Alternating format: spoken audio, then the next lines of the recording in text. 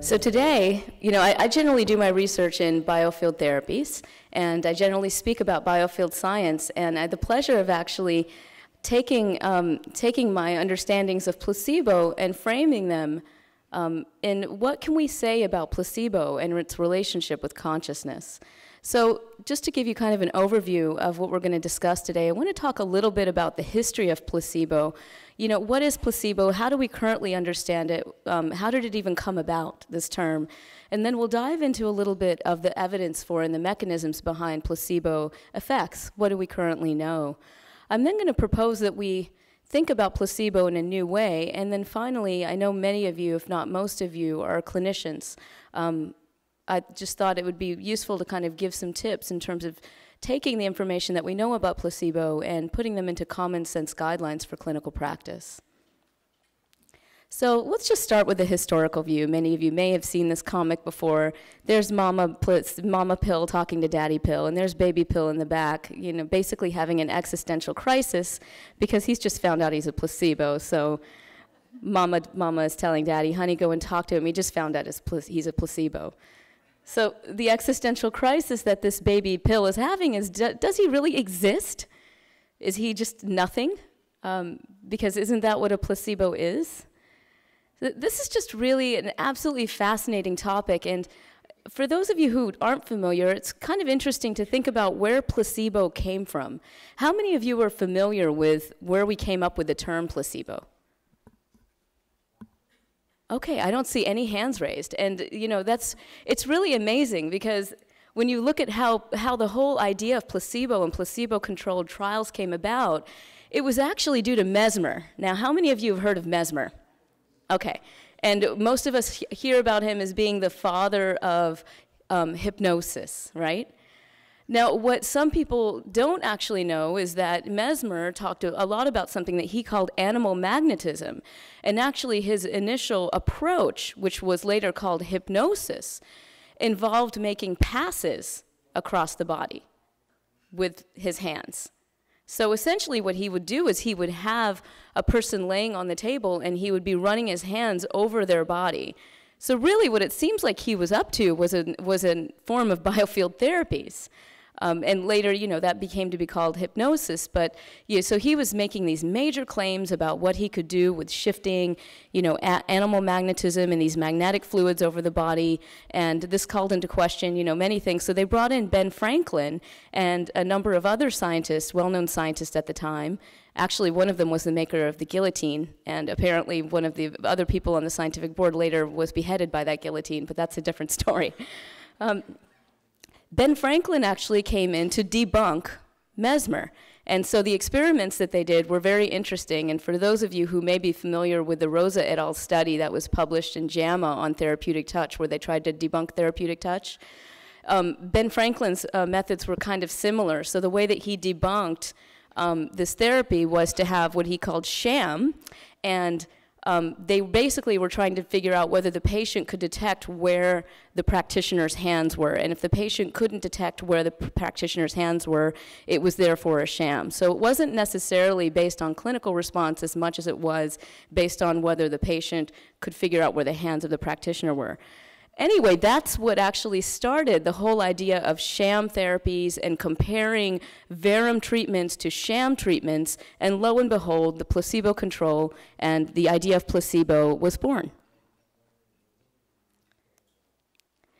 So if we think about this, really up until this point, if we think about how placebo has been framed, it really is framed in a theory that's based on materialism. It's the idea that there is an inert physical substance, and this inert physical substance really just has no effect because, it's really based in this understanding that medicine is physical. It's physical, it's chemical, so the real medicine is, involved in something like a pill or surgery, or some kind of modality. And, if you've got something that's physical but it's inert, then it's therefore placebo and therefore has no real value. And that's pretty much how the general public thinks about placebo. I mean, I'm sure if you ask most of your patients, placebo is almost a dirty word.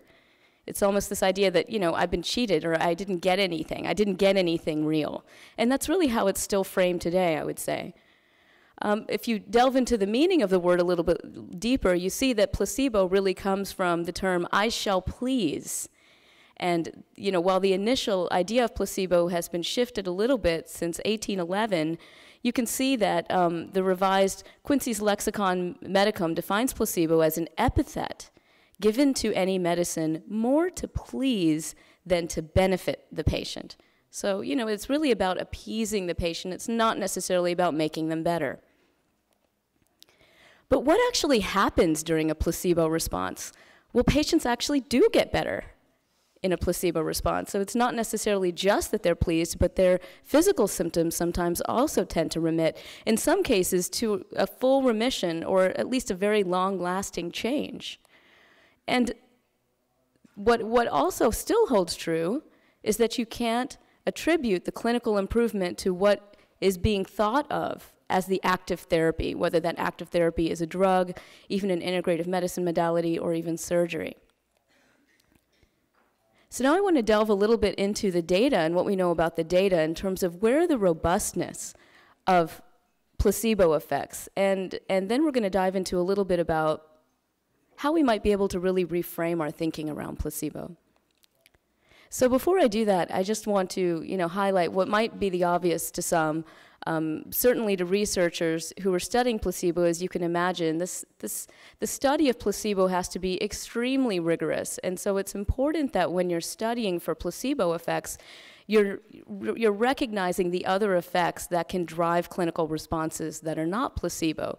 So, for example, many of you who work with pain know that in certain pain conditions, pain fluctuates, it remits, and in some cases you have regression to the mean, or patients get better on their own. So when you're designing a study to look at placebo, it's important that you're also looking at all of those factors, natural history factors, regression to the mean, whether the patient is doing something else, because there could be a lot of things that could explain clinical improvement.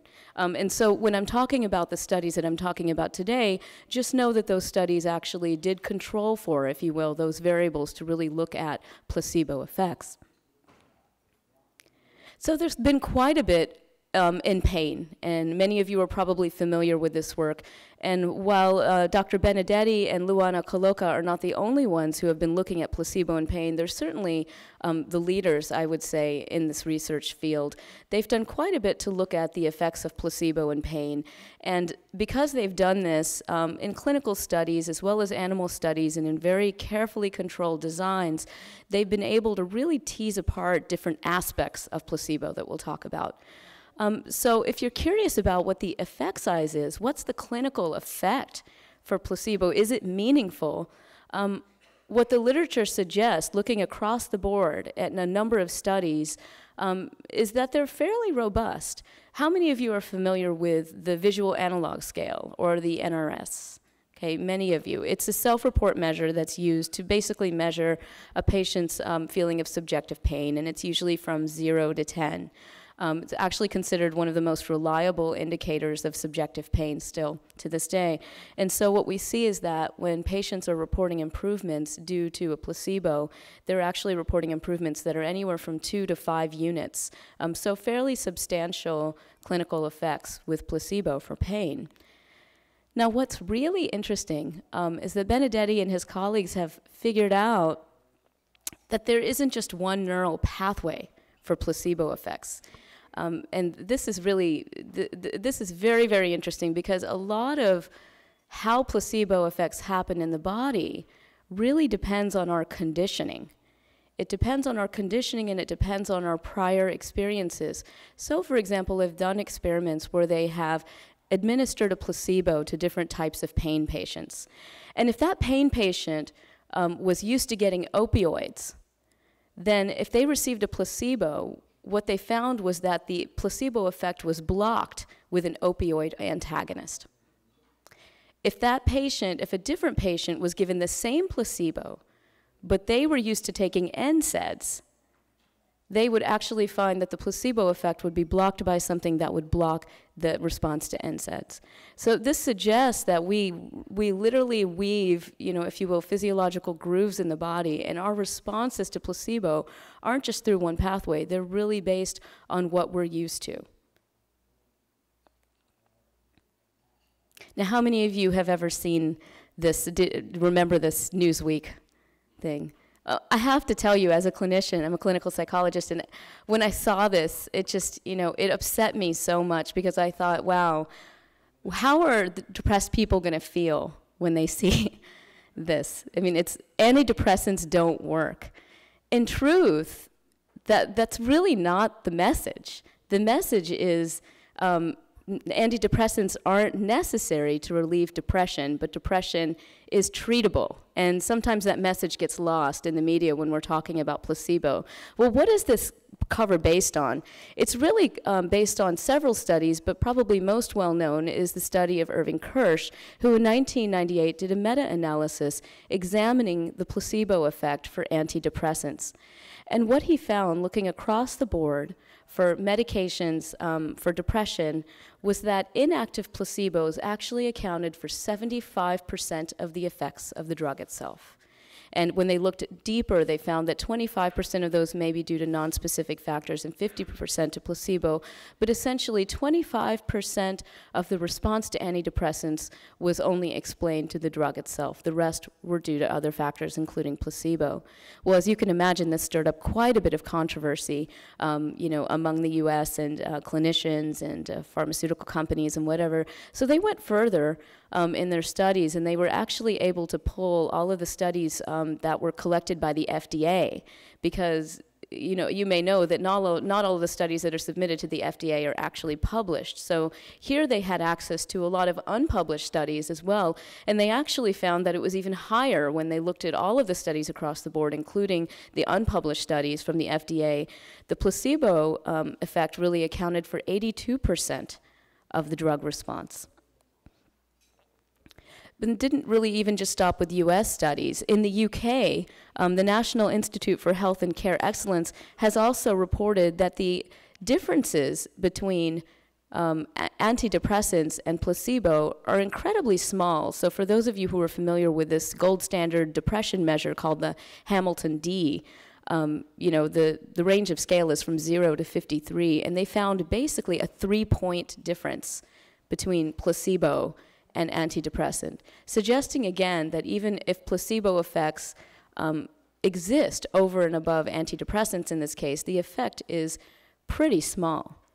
What Kirsch also points out that is interesting is, within the pharmaceutical company anyway, there's this idea that, there are very specific neural pathways that are at play that need to be altered in depression, like serotonin. But, in the case of Kirsch's meta-analysis and other people's studies, they didn't find any difference in the placebo effect across different types of antidepressants, meaning that it didn't seem to matter whether you were on an SSRI or something else. The placebo effect was just as strong, and so Kirsch calls into question whether the serotonin hypothesis is even correct. There's been quite a bit lately, a lot of discussion around placebo effects even in neural disorders such as Parkinson's disease, and so I want to draw your attention to some of the research that's out there. There are some recent studies looking at effects of placebo responses in the brain in Parkinson's disease, and what they found is that expectation itself, the expectation of receiving a placebo, is actually associated with increased dopamine in the striatum of patients. This seems to really go down even deeper into the neural level. So because we have the opportunities now to record from single cells for people that are doing deep brain stimulation, for example, Benedetti was able to actually record cell firing within the brain of a Parkinson's patient and found that placebo responses really seem to be found right down to the neural firing level, down to the disappearance of bursting activity in certain subthalamic neurons. And over 11 clinical studies that have been done in Parkinson's disease, 16% have shown placebo responses, and what's interesting is there's a little bit of a difference depending on what kind of treatment it is. So for drug studies, the placebo response for patients can be anywhere from 0 to about 27%. But if it's surgery, the placebo response actually seems to be a bit more. Now that's fascinating. So what do we know about placebo and surgery? Well, recently, very recently, there has been a systematic review on 73 studies in surgery. And I believe the Samueli Institute is going to be releasing another meta-analysis on placebo in surgery very soon as well. But this one is already published. And what they found was that in 73 studies of surgery, 74% of those studies showed improvements in the placebo arm. So again, what are we talking about here? We're talking about patients that think they're getting surgery. So they go through anesthesia, they go through what they believe is going to be a surgical procedure, but in fact, they're not given the surgery, but everything else is the same. They come to the hospital, the doctor meets with them, they go through anesthesia, they come back out of anesthesia, but they're not actually given the surgery. 74% of patients are showing an improvement in the placebo arm. 51% of those showed that the effects of the placebo did not differ from those in surgery. And for the 49% that actually did show a statistically significant difference between real surgery and sham surgery, there were fairly small advantages. So this calls into the whole question, risk-benefit ratios with certain types of surgery. If we're not really seeing major benefits with major surgeries that could have side effects, then do we need to be doing them? Do we need to be thinking more clearly about whether surgery is indicated in many of these cases? This is important to understand as well. 34% of the trials had patients that reported negative effects. So these were patients that didn't receive an actual surgery, but reported on having side effects as if that were consistent with what you would expect a report to be if they had had the surgery. This is called nocebo. And nocebo is also something very important for us as clinicians to understand and work with. So what is nocebo? Here you have a patient telling a doctor, if I don't think it's going to work, will it work? And that's really the question. And of course, it can be even more than that. It can be, if I think it's going to harm me, will it?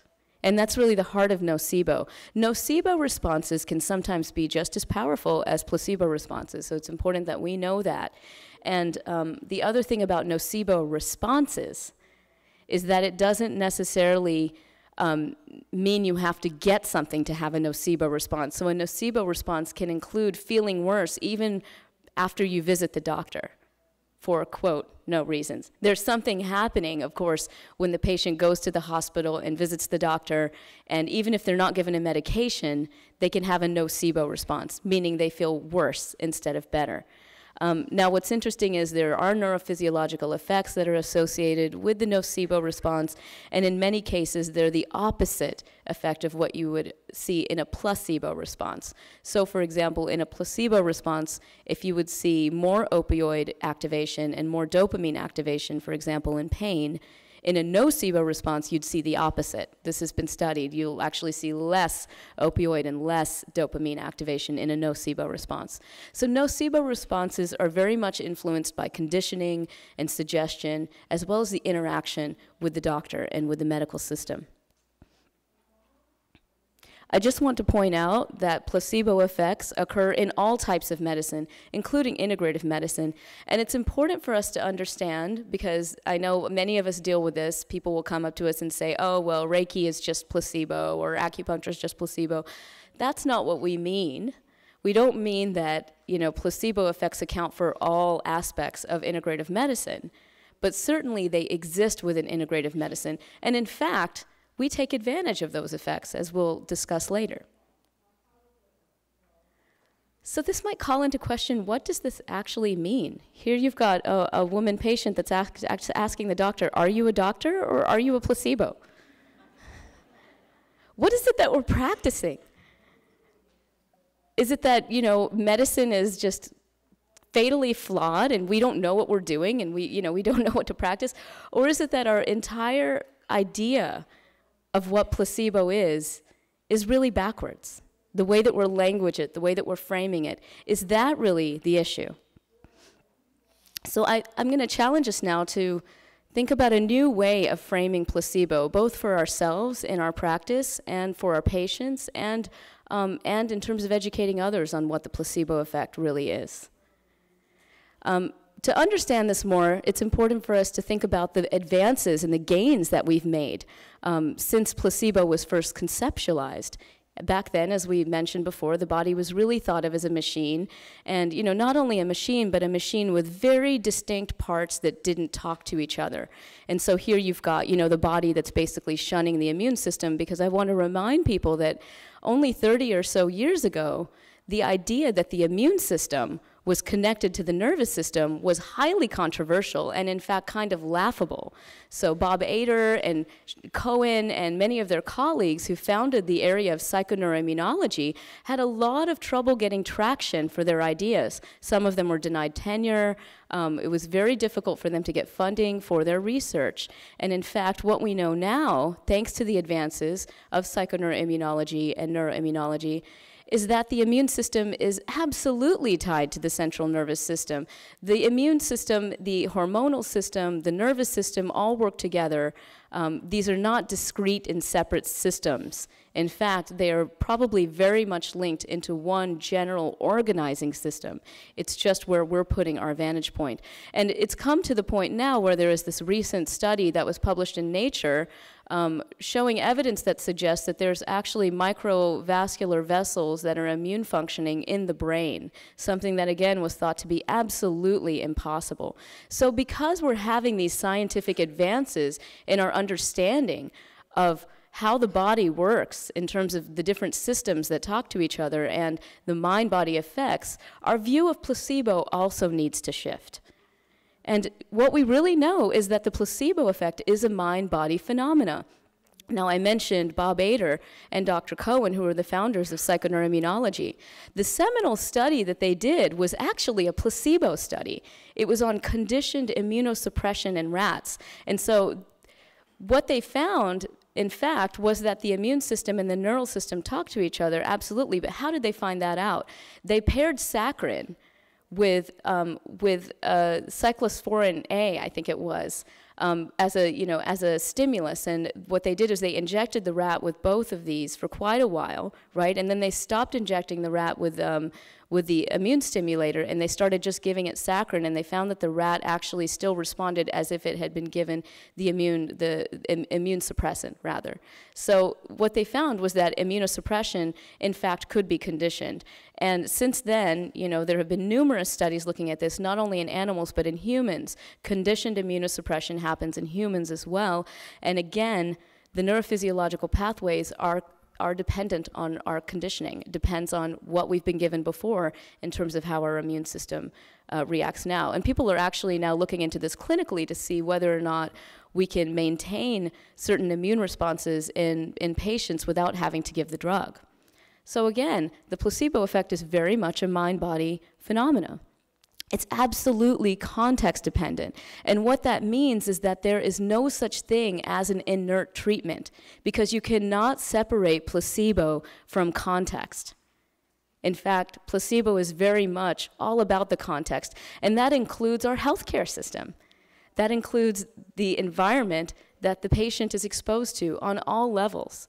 So Benedetti talks about it like this. You can break down placebo effects in terms of all of the things that are happening to the patient during that time, the words that they're hearing, because that absolutely induces expectation effects. Even the color, the shape, the smell, the taste of the medications, the quality, if you will, of the intervention, the interaction with everyone in the medical setting or in the healing setting, their own beliefs, what they've come to understand, which is usually based on experience, which drives expectation. All of these things are really what comprise the placebo effect. So if we break that down a little bit further, and we peel the onion, so to speak, what we can see is that initially placebo was talked about expectation. So this is a very conscious thing. I consciously expect that I'm going to see this effect, and so I see it. And then you go down a little bit deeper and you look at conditioning and learning, which could be, with awareness or without awareness. So in the case of, for example, conditioned immunosuppression, it doesn't have to be with awareness, that is, consciously. Your body, because your body has intelligence, can actually respond even if you're not aware that you're receiving placebo. So it's a little bit deeper of a subtlety in terms of the placebo response.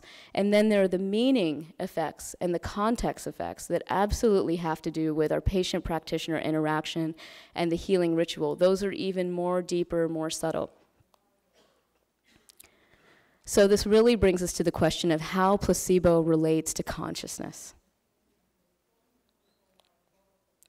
What I am suggesting is that instead of talking about these elements in terms of placebo, we could use an acronym like HEAL to discuss the effects. And HEAL stands for Holistic Elements That Activate Life Force.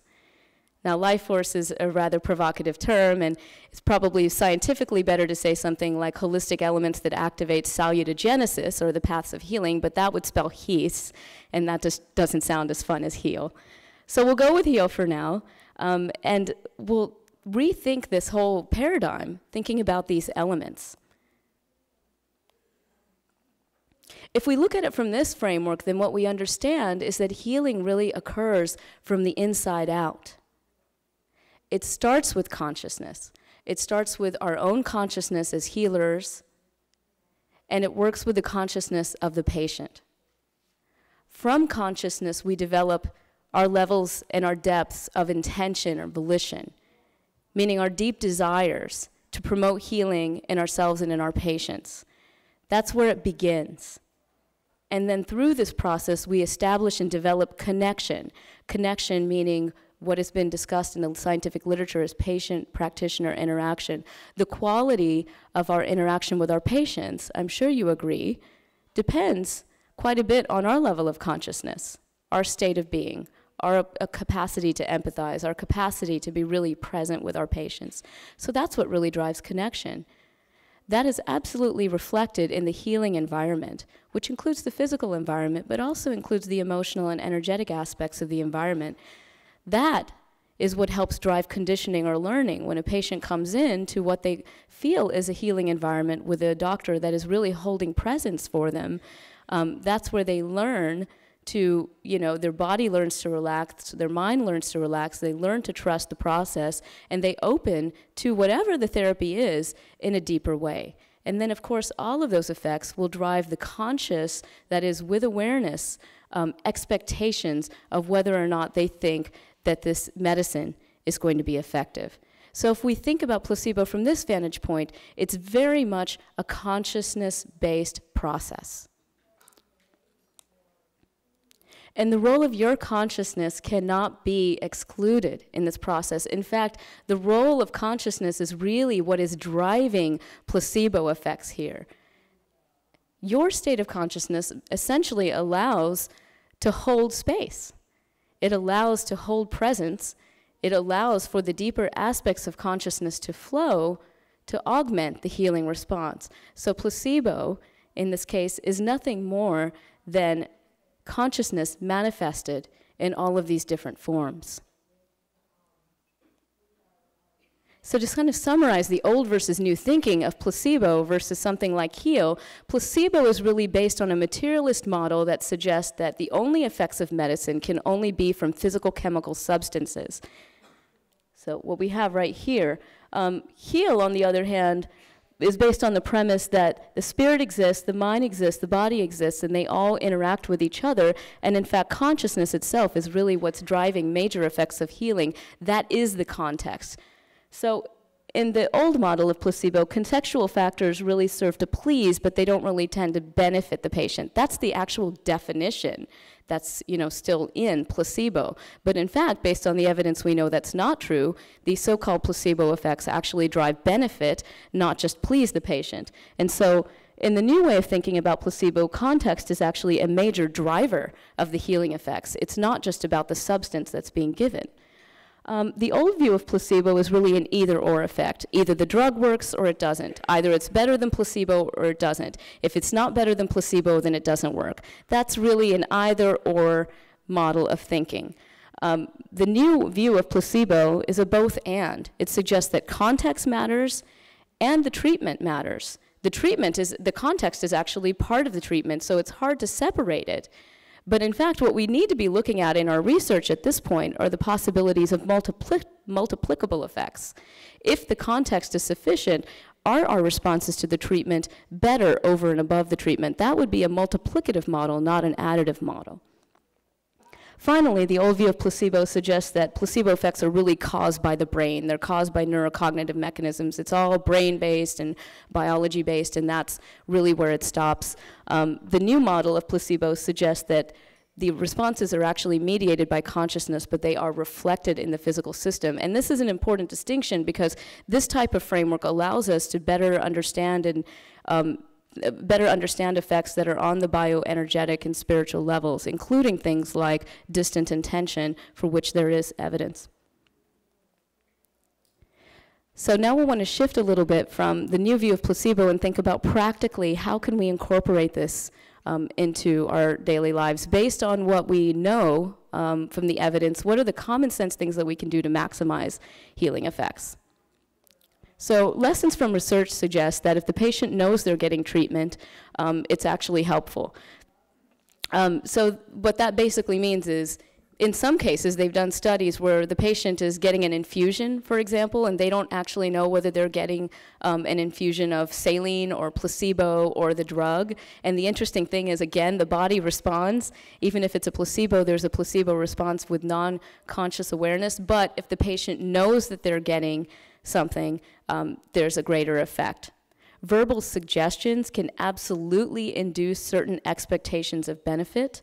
And in the case that, open label placebo studies have been done where Kapchuk et al., for example, in their IBS study, gave patients a placebo and said, this is a placebo, and placebo has been known to augment the mind-body response to reduce pain. And it worked. People actually saw a reduction in pain knowing that they were given a placebo. Okay, but the verbal suggestion here was important because they didn't just say you're given a placebo, they said you're being given a placebo and placebo has been shown to be effective. So what we also know from the evidence is that previous experience that it did help will suggest that it will help again. Placebo effects or these heal effects are augmented when the interaction with the doctor is more positive. There have been a few studies on that already, several of them actually. And in terms of reducing nocebo effects, we know that we can minimize side effects if we describe them with less strong language. And again, if the interaction with the practitioner is more positive, nocebo effects are reduced. This is probably pretty common sense to most of you, right? But it's nice to see that this is absolutely reflected in the experimental data. So what are the practical recommendations then of how we can work with our patients to maximize these healing effects? Well, the big question that people always ask, should you prescribe placebos? Well, what I can tell you is that surveys suggest that 97% of doctors in the United Kingdom, for example, have reported giving some kind of placebo. Now, what's interesting about this is there's less comfort with giving what are called pure placebos or sugar pills. So many of them report on what they would call impure placebos. So, for example, antibiotics for a viral infection. Yeah, I'm sure everyone here is really happy to hear about that. So the question is not only, what kind of placebo might you want to give, but, why would you want to give an impure one, and would that actually be causing detriment and issues down the line? I will just also mention that in Bavaria, there's a high percentage of GPs that prescribe pure placebos. And in fact, the German Medical Association recently came up against some controversy because they put in a statement that advising doctors to actually prescribe placebo pills for things like depression, chronic pain, and inflammatory disorders. So in the US, there's still a lot of debate about this, and there are many doctors that are raising the issue of whether placebo should be given for similar conditions in the US. But really what it's calling for or what's needed now are international guidelines for placebo prescriptions. So this is common sense tip number 1, based on our framework of HEAL. And I put it here as number 1 because if we go with this model, this reframing placebo model that I'm suggesting, the HEAL model, then it starts with consciousness. which means it starts with our consciousness, which means it starts with our abilities to be open funnels, open channels, if you will, for consciousness to come through us and facilitate the healing of the patient. So taking care of yourself and cultivating your own spiritual practice, your own grounding practice, is absolutely essential to the process of good medicine. I know, again, I'm probably speaking to the choir here, but this is number one, because it all starts with this. And then, of course, the manifestation of that, when your patient walks into the room, thinking about what happens to the patient when they come in, is to make sure that right away they're put at ease. And Esther Sternberg has recently published a book on this topic called Healing Spaces, where she gets into the science of the connection between place and body responses, for those of you who are interested. But again, very common sense things that many of us can do in our practice. Reduce the amount of noise, use colors that are soothing. If at all possible, make sure your staff is very congenial, welcoming, because that's often the first person that the patient has the interaction with, right? And incorporating elements of nature, always very soothing. Here we honor Dr. Mitch Gaynor in the photograph here at the bottom. And for those of you who knew him, he was a big proponent of sound therapy and absolutely knew about the healing ritual. He was a renowned integrative oncologist. So you may not have singing bowls in your practice. You may or you may not. But whatever your ritual is with your patient, honor it. The therapeutic ritual has been shown time and time again in scientific studies to be so important in augmenting these healing responses. So whether it's literally just sitting with your patient and giving them the time, or giving them a hug, a touch, a handshake, whatever your ritual is, I encourage all of us to develop a ritual if we don't have one with our patients, and really follow it. Don't shortcut it. Try to keep it, if you will, as sacred as you can. As part of that ritual, of course, deep listening for the patient's meaning and context is absolutely crucial.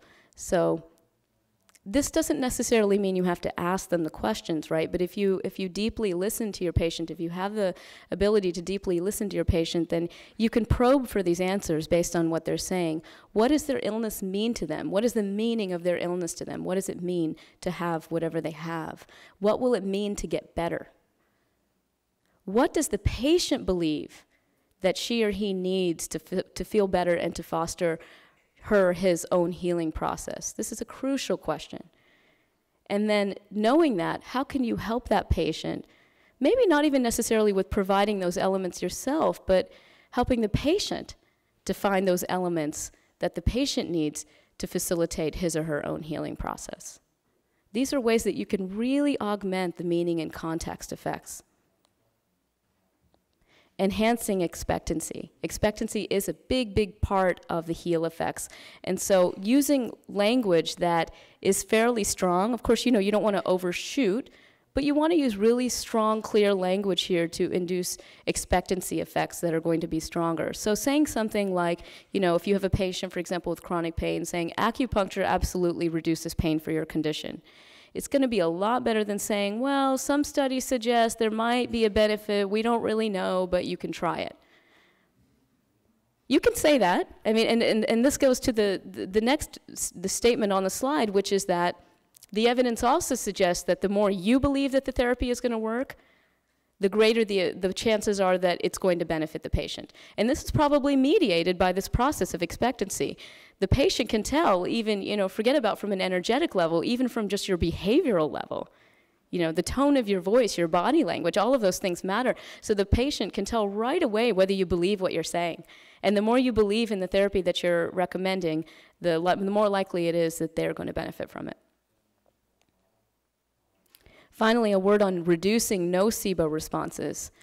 In the case of, for example, patients with chronic pain, as many of us have probably experienced, the suffering just kind of compounds. And so sometimes we can get into this loop of thinking, and it's really hard to break that loop. So the patient may already come in with this idea that I've tried everything and nothing works. So they're already in their minds, of course, helping to set themselves up for a nocebo response. So how can you manage that process and interfere with it in some way, change the setting, if you will?